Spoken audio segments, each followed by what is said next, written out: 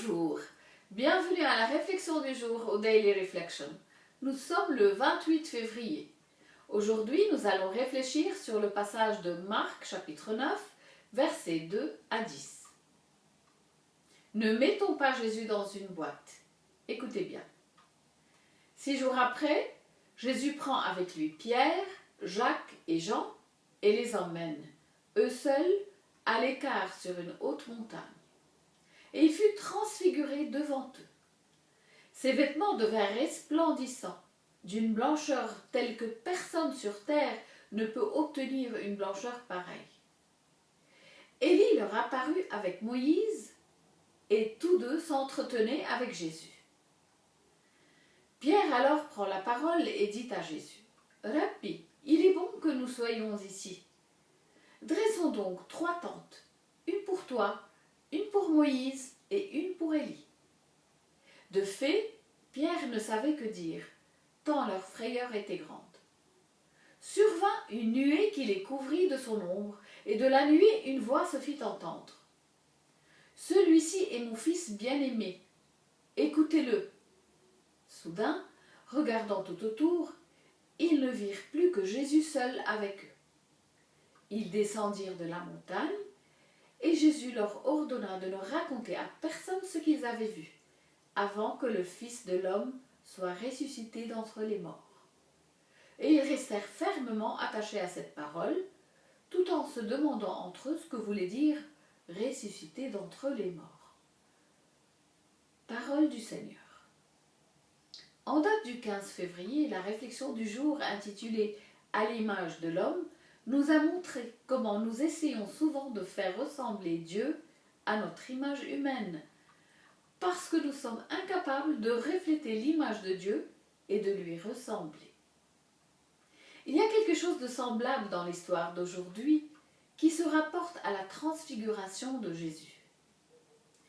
Voyons le contexte, afin de comprendre ce qui se passe. Jésus a demandé à ses apôtres « Qui dites-vous que je suis ?»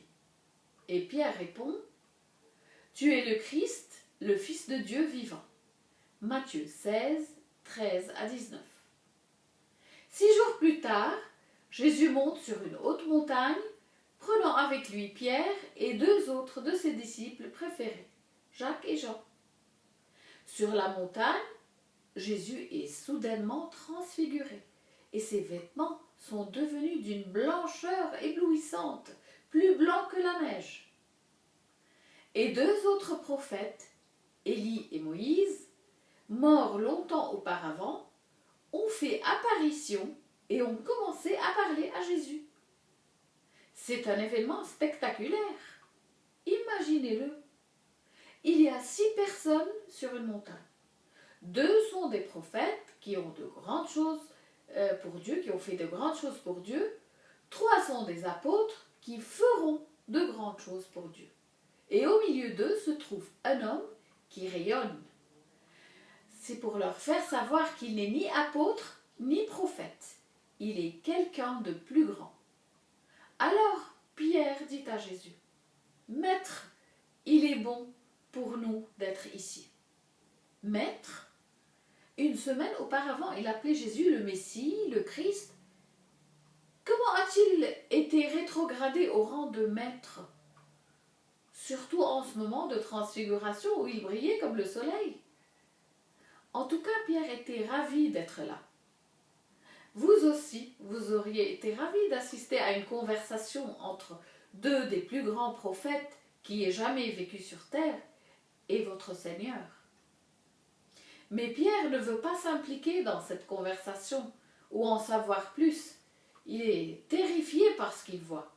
Il fuit cette situation qui le dépasse et cherche une situation qu'il est capable de comprendre avec ses limites humaines.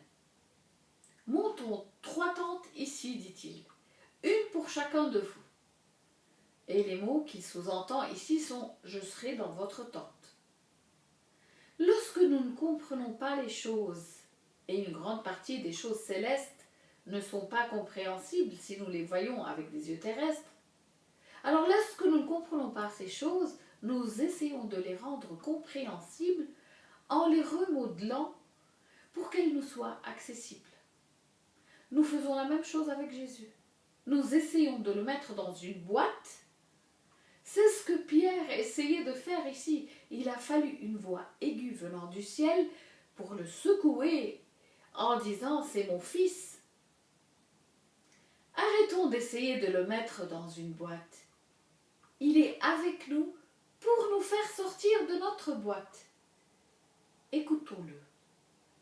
Son conseil aux apôtres est un conseil pour nous. Je sais qu'il y a beaucoup de choses que nous ne comprenons pas dans ce que dit Jésus, mais nous ne sommes pas toujours obligés de comprendre. Nous devons tout simplement l'écouter et lui obéir. Alors, comme le dit le Père éternel, écoutez Jésus et faites ce qu'il dit. Amen.